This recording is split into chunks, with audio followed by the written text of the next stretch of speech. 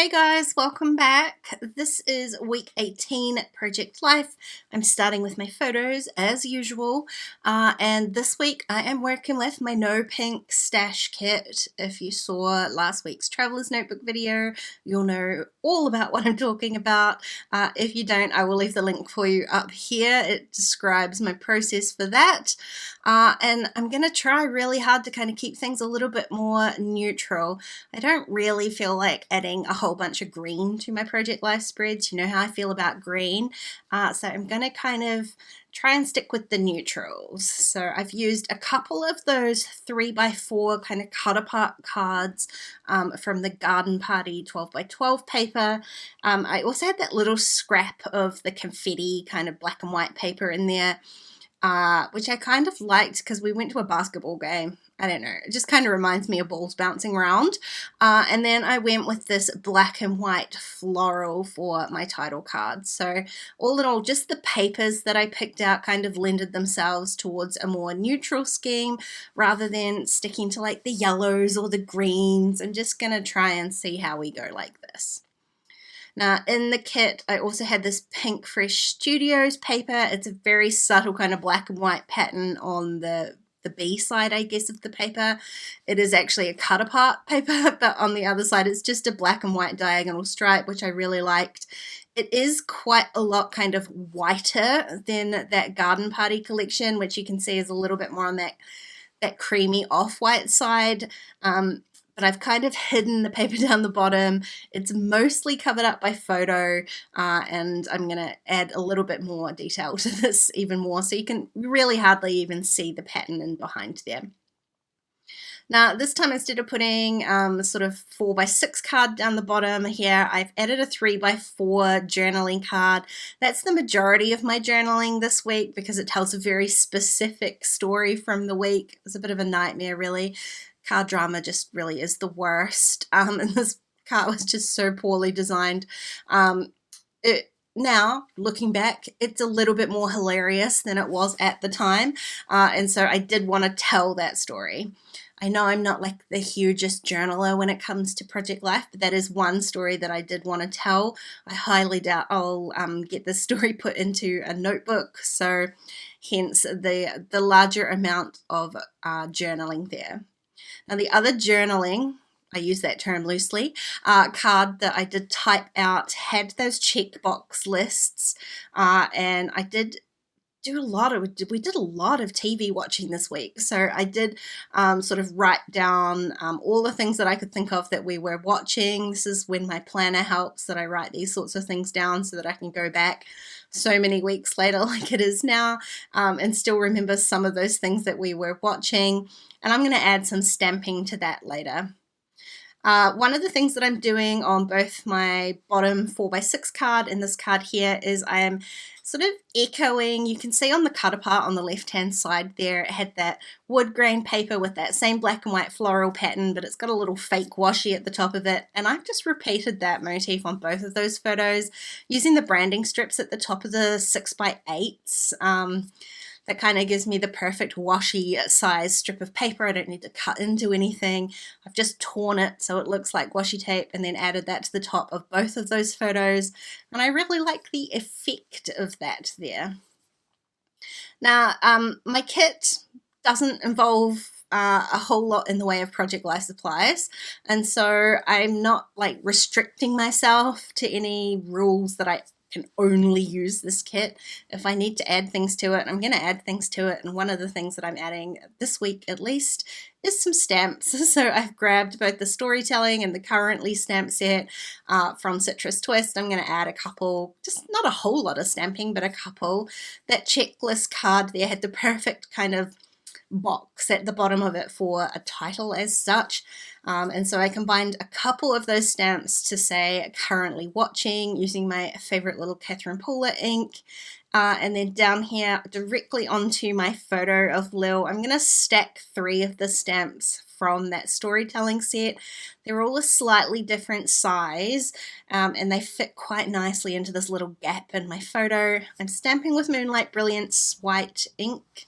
No, Brilliance Moonlight white ink. And I always print at home on a Canon Photo Glossy 2 paper, and I find that combination, it's the paper really that allows me to stamp onto photos. I'm sure there are ways to do it with store-bought photos, but printing at home on an inkjet printer, the photo paper is designed to absorb ink, which means it absorbs stamped ink just as well. So I love, you can get that really crisp white look with that combination of ink and photo paper. Now I've got quite a few little sheets of puffy stickers. A lot of them have hearts in this kit. So I added a couple, yes, green, a couple of green ones onto that photo of Lil. And then I remembered that I had the only kind of tiny word stickers I've got in this kit are these Rosie Studios ones, and they're puffy stickers. I thought I would add one onto my sunshine photo here, and I actually found the perfect sticker. It says Ray of Sunshine. It just kind of got a little bit lost at the bottom of the photo, so all I did was use another piece of that branding strip edge at the top, torn again to kind of look a little bit like washi tape, just to anchor that tiny word sticker just a little bit onto the photo. And I really feel like it makes a considerable amount of difference for being able to see it. And actually the same thing applies here. I used one of those cut apart tickets from the 6x8 cut apart sheet. It kind of gets a bit lost. It's a pretty busy photo, this one, so I'm doing the same thing. I'm never going to end up with 3 of these branding strip pieces because then it's only a 6x8 pad, but I've got 4 on here, and I'm spoiler alert, I'm going to add 1 more. So I've got 2 of each color. Now I did add a little sticker from that really old Heidi Swap sticker sheet, and then I was thinking I was going to stamp onto the label. I just couldn't find a stamp that I really wanted to stamp with. I did find one, however, that worked perfectly with my game night photo here, so I'm doing the same thing. I'm going to stamp with that Moonlight white ink. It says game night, couldn't be more perfect. I'm just going to kind of randomly stamp that, fill in the space a little bit. It's pretty subtle because it's just white ink and it's a very small stamp, so I didn't want to just stamp it once, and like 2 or 3 wasn't really going to work either, so I've stamped it all over that kind of blank space, and I love the effect.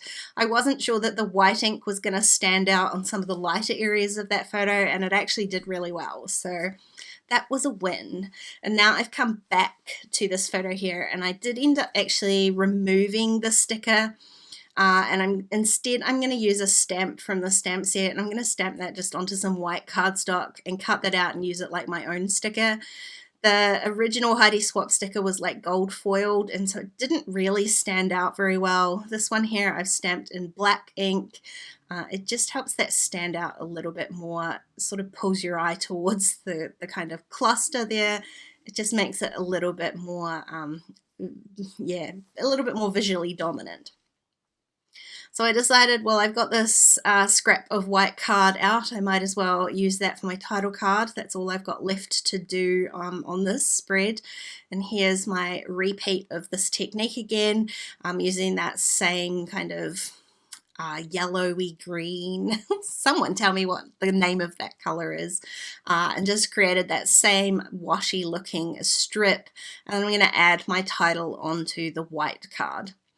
Now, this is an old alpha set from Rosie Studios. It's really pretty. It's wood grain, and it does have a little bit of gold sort of embossing on there. I don't have any E's. So I'm breaking with tradition. I'm just going to do WK and 18. I did struggle a little bit to get this straight. I thought it was sort of straightish, but you can see I had to move a couple of them much straighter with my lettering guide. And then instead of just stamping the date stamp underneath the title, I'm going to add it onto one of the label stickers from that Heidi Swap set. For the only really reason to do that is just to add a little bit more color into that card. I've got that lighter yellowy green at the top, but I don't really have any of the darker kind of teals or greens through the rest of my spread. So I added a green label for my date stamping, and it just kind of pulls those colors together a little bit. And that is this week all done. So what do you think? I've got another week with no pink, and I kind of really like it. It's got those pops of green. It's mostly neutral. I'm not missing the pink. If you enjoyed this video, please give it a thumbs up, and don't forget to subscribe to my channel if you haven't already. If you want to keep watching, there are a couple more videos on screen. Otherwise, I'll catch you next time. Bye guys.